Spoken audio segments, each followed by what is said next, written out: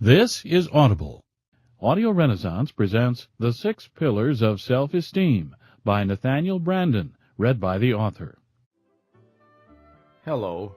My purpose in this program is to identify the most important factors on which self-esteem depends. If self-esteem is the health of the mind, then few subjects are of comparable urgency. The turbulence of our times demands strong selves with a clear sense of identity, competence, and worth.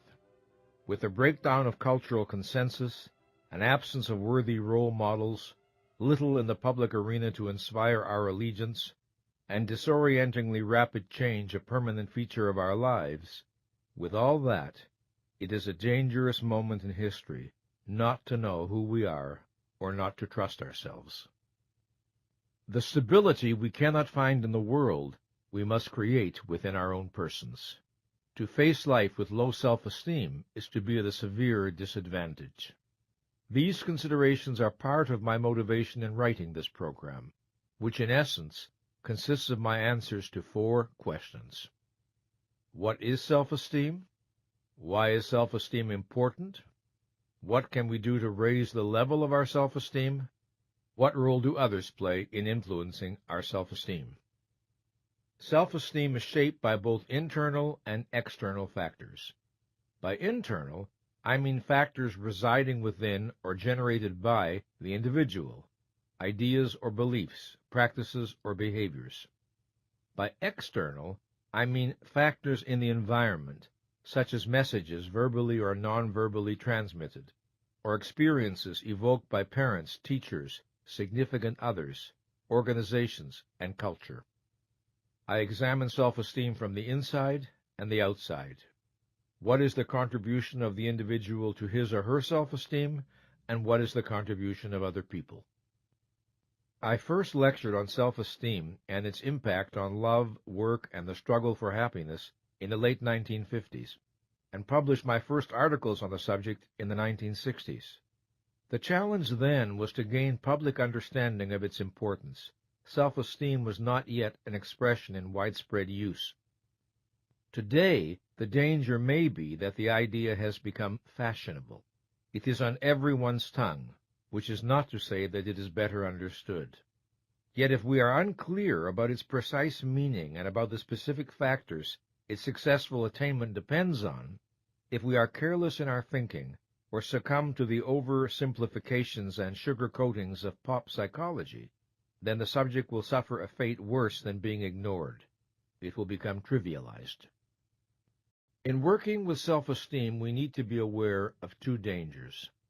One is that of oversimplifying what healthy self-esteem requires, and thereby of catering to people's hunger for quick fixes and effortless solutions.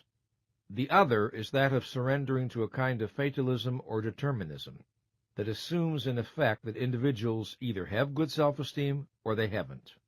In other words, everyone's destiny is set by the first few years of life, and there's not much to be done about it, except perhaps years of psychotherapy. Both views encourage passivity. Both obstruct our vision of what is possible. My experience is that most people underestimate their power to change and grow. They believe implicitly that yesterday's pattern must be tomorrow's. They do not see that choices do exist. They rarely appreciate how much they can do on their own behalf if genuine growth and higher self-esteem are their goals, and if they are willing to take responsibility for their own lives. The belief that they are powerless becomes a self-fulfilling prophecy. This program ultimately is a call to action. It is addressed to all men and women who wish to participate actively in the process of their evolution, as well as to psychologists, parents, teachers, and those responsible for the culture of organizations. This program is about what is possible. There are realities we cannot avoid. One of them is the importance of self-esteem. Regardless of what we do or do not admit, we cannot be indifferent to our self-evaluation. However, we can run from this knowledge if it makes us uncomfortable. We can shrug it off, evade it, declare that we are only interested in practical matters and escape into baseball or the evening news or the financial pages or a shopping spree or a sexual adventure or a drink. Yet, self-esteem is a fundamental human need. Its impact requires neither our understanding nor our consent. It works its way within us, with or without our knowledge. We are free to seek to grasp the dynamics of self-esteem or to remain unconscious of them. But in the latter case, we remain a mystery to ourselves and endure the consequences. Let us look at the role of self-esteem in our lives. By self-esteem, I mean much more than that innate sense of self-worth that presumably is our human birthright, that spark that psychotherapists and teachers seek to fan in those they work with. That spark is only the anteroom to self-esteem. Self-esteem, fully realized, is the experience that we are appropriate to life and to the requirements of life.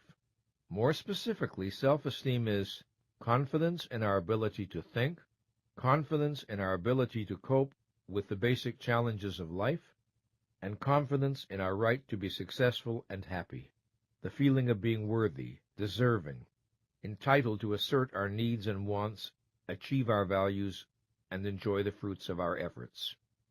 To trust one's mind and to know that one is worthy of happiness is the essence of self-esteem.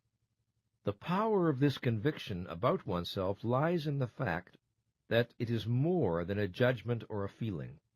It is a motivator. It inspires behavior.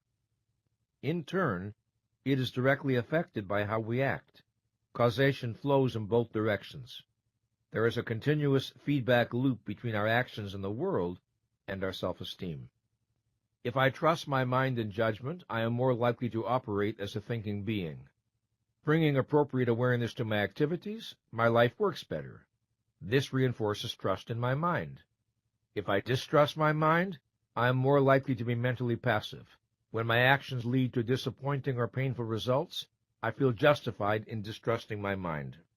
With high self-esteem, I am more likely to persist in the face of difficulties.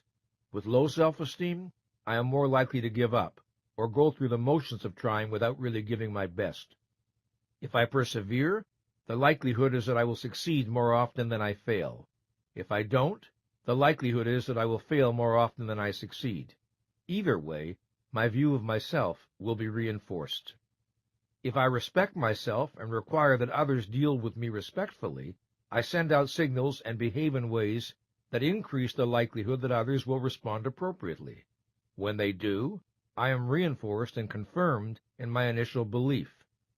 If I lack self-respect and accept discourtesy, abuse, or exploitation from others as natural, I unconsciously transmit this, and some people will treat me at my self-estimate. When this happens, and I submit to it, my self-respect deteriorates still more. The value of self-esteem lies not merely in the fact that it allows us to feel better, but that it allows us to live better, to respond to challenges and opportunities more resourcefully and more appropriately. The level of our self-esteem has profound consequences for every aspect of our existence. How we operate in the workplace, how we deal with people, how high we are likely to rise, how much we are likely to achieve.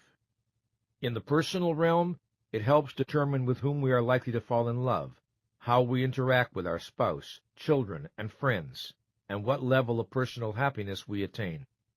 There are positive correlations between healthy self-esteem and a variety of other traits that bear directly on our capacity for achievement and for happiness. Healthy self-esteem correlates with rationality, realism, intuitiveness, creativity, independence, flexibility, ability to manage change, willingness to admit and correct mistakes, benevolence, and cooperativeness.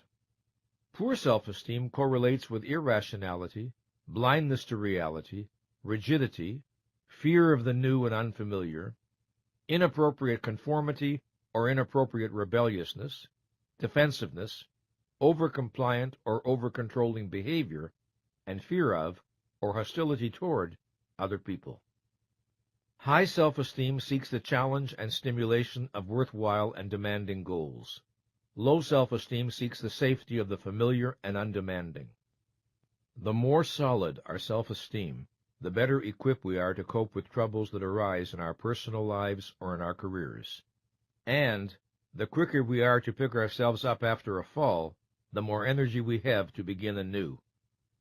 The higher our self-esteem, the more ambitious we tend to be, not necessarily in a career or financial sense, but in terms of what we hope to experience in life, emotionally, intellectually, creatively, spiritually. The lower our self-esteem, the less we aspire to, and the less we are likely to achieve. Either path tends to be self-reinforcing and self-perpetuating. The higher our self-esteem, the stronger the drive to express ourselves, reflecting the sense of richness within. The lower our self-esteem, the more urgent the need to quote-unquote prove ourselves, or to forget ourselves by living mechanically and unconsciously. The higher our self-esteem, the more open, honest, and appropriate our communications are likely to be, because we believe our thoughts have value and therefore we welcome rather than fear clarity. The lower our self-esteem, the more muddy, evasive, and inappropriate our communications are likely to be because of uncertainty about our own thoughts and feelings and our anxiety about the listener's response.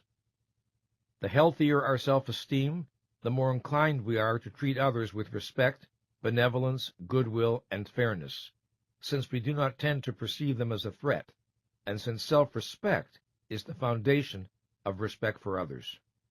We tend to feel most comfortable, most at home, with persons whose self-esteem level resembles our own. Opposites may attract about some issues, but not this one. High self-esteem individuals tend to be drawn to high self-esteem individuals. We do not see a passionate love affair, for example, between persons at opposite ends of the self-esteem continuum, just as we are not likely to see a passionate romance between intelligence and stupidity. Note that I am speaking of passionate love, not a brief infatuation or sexual episode which can operate by a different set of dynamics. Medium self-esteem individuals are typically attracted to medium self-esteem individuals. Low self-esteem seeks low self-esteem in others. Not consciously, of course, but by the logic of that which leads us to feel we have encountered a soulmate. The most disastrous relationships are those between persons who think poorly of themselves. The union of two abysses does not produce a height. It is not difficult to see the importance of self-esteem to success in the arena of intimate relationships. There is no greater barrier to romantic happiness than the fear that I am undeserving of love and that my destiny is to be hurt. Such fears give birth to self-fulfilling prophecies. If I enjoy a fundamental sense of efficacy and worth, and experience myself as lovable, then I have a foundation for appreciating and loving others. I have something to give. I am not trapped in feelings of deficiency. But if I lack respect and enjoyment of who I am, I have very little to give except my unfilled needs. In my emotional impoverishment, I tend to see other people essentially as sources of approval or disapproval. I do not appreciate them for who they are in their own right. I see only what they can or cannot do for me. I am not looking for people whom I can admire and with whom I can share the excitement and adventure of life. I am looking for people who will not condemn me, and perhaps will be impressed by my persona, the face I present to the world. My ability to love remains undeveloped. We have all heard the observation that, if you do not love yourself, you will be unable to love others. Less well understood is the other half of the story. If I do not feel lovable, it is very difficult to believe that anyone else loves me.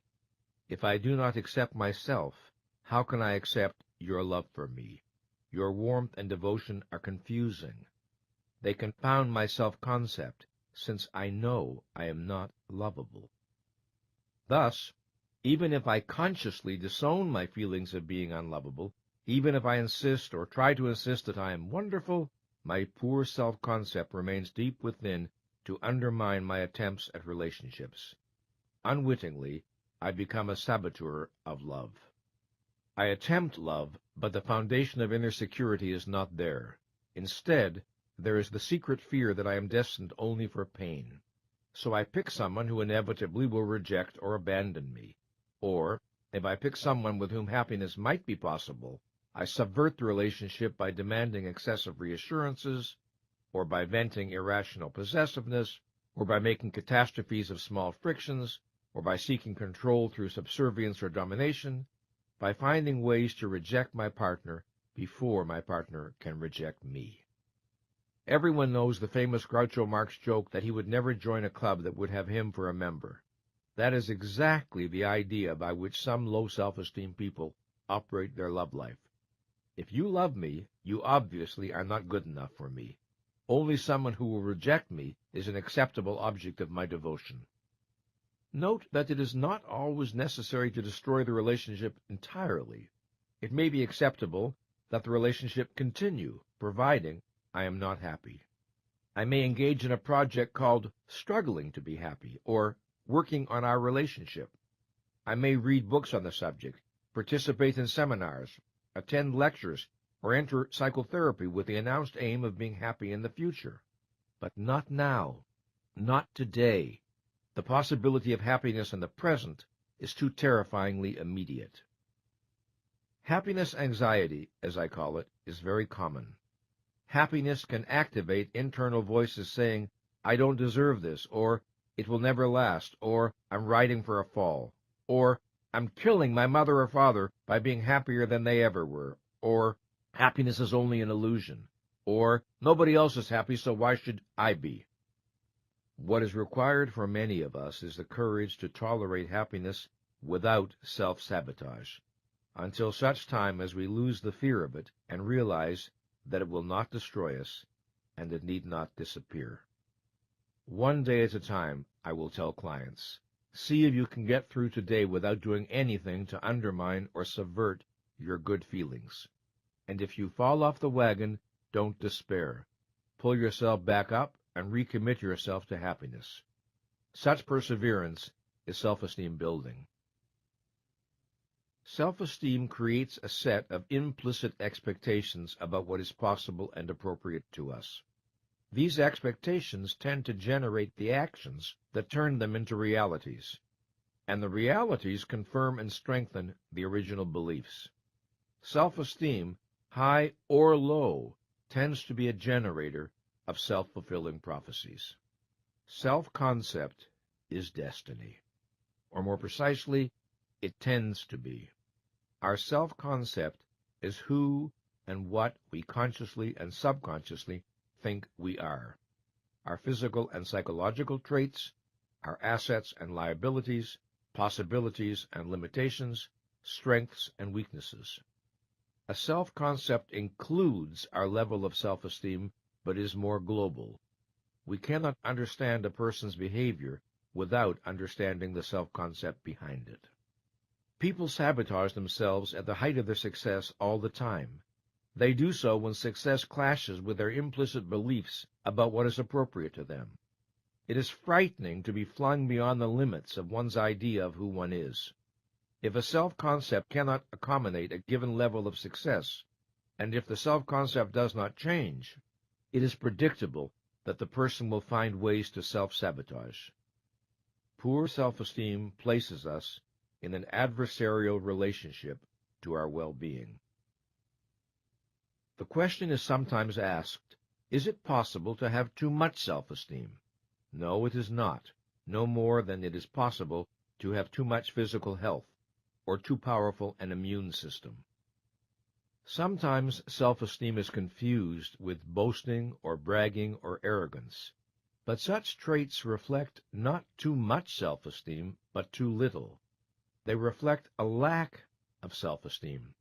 Persons of high self-esteem are not driven to make themselves superior to others. They do not seek to prove their value by measuring themselves against a comparative standard. Their joy is in being who they are, not in being better than someone else. I recall reflecting on this issue one day while watching my dog playing in the backyard. She was running about, sniffing flowers, chasing squirrels, leaping into the air, showing a great joy in being. I'm sure she was not thinking that she was more glad to be alive than the dog next door. She was simply delighting in her own existence.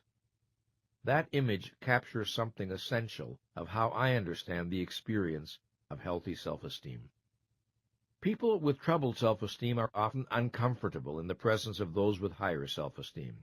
They may feel resentful and declare they have too much self-esteem, but what they are really making is a statement about themselves. The sad truth is, whoever is successful in this world runs the risk of being a target. People of low achievement often envy and resent people of high achievement. Those who are unhappy often envy and resent those who are happy. And those of low self-esteem sometimes like to talk about the danger of having, as they put it, too much self-esteem. A poor self-esteem does not mean that we will necessarily be incapable of achieving any real values. Some of us may have the talent, energy, and drive to achieve a great deal, in spite of feelings of inadequacy or unworthiness. An example is the highly productive workaholic who is driven to prove his worth to, say, a father who predicted he would always be a loser. But a poor self-esteem does mean that we will be less effective and less creative than we have the power to be, and it means that we will be crippled in our ability to find joy in our achievements. Nothing we do will ever feel like enough. If my aim is to prove I am enough, the project goes on to infinity, because the battle was already lost on the day I conceded the issue was debatable. So it is always one more victory, one more promotion, one more sexual conquest, one more company, one more piece of jewelry, a larger house, a more expensive car, another award, yet the void within remains unfilled. In today's culture, some frustrated people who hit this impasse announce that they have decided to pursue a spiritual path and renounce their egos. This enterprise is doomed to failure. An ego, in the mature and healthy sense, is precisely what they have failed to attain. They dream of giving away what they do not possess. No one can successfully bypass the need for self-esteem. A word of caution. If one error is to deny the importance of self-esteem, another is to claim too much for it. In their enthusiasm, some writers today seem to suggest that a healthy sense of self-value is all we need to assure happiness and success. The matter is more complex than that. A well-developed sense of self is a necessary condition of our well-being, but not a sufficient condition. Its presence does not guarantee fulfillment, but its lack guarantees some measure of anxiety, frustration, or despair. Self-esteem is not a substitute for a roof over one's head or food in one's stomach, but it increases the likelihood that one will find a way to meet such needs. Self-esteem is not a substitute for the knowledge and skills one needs to operate effectively in the world, but it increases the likelihood that one will acquire them. The survival value of self-esteem is especially evident today. We have reached a moment in history when self-esteem, which has always been a supremely important psychological need, has also become a supremely important economic need. It is the attribute imperative for adaptiveness to an increasingly complex, challenging, and competitive world. In the past few decades, the United States has shifted from a manufacturing society to an information society. We now live in a global economy characterized by rapid change, accelerating scientific and technological breakthroughs, and an unprecedented level of competitiveness. These developments create demands for higher levels of education and training than were required of previous generations. Everyone acquainted with business culture knows this. What is not understood is that these developments also create new demands on our psychological resources. Specifically, these developments ask for a greater capacity for innovation, self-management, personal responsibility, and self-direction. A modern business can no longer be run by a few people who think and many people who just do what they are told.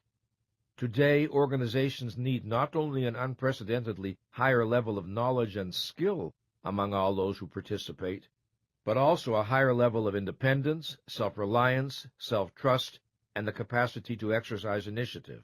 In a word, self-esteem. The challenge extends further than the world of business.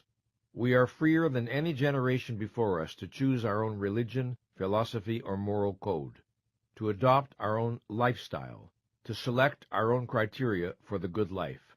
We no longer have unquestioning faith in tradition. We no longer believe that government will lead us to salvation, nor church, nor labor unions, nor big organizations of any kind. We have more choices and options than ever before in every area. Frontiers of limitless possibilities now face us in whatever direction we look. To be adaptive in such an environment, we have a greater need for personal autonomy. This is because there is no widely accepted code of values and rituals to spare us the challenge of individual decision-making.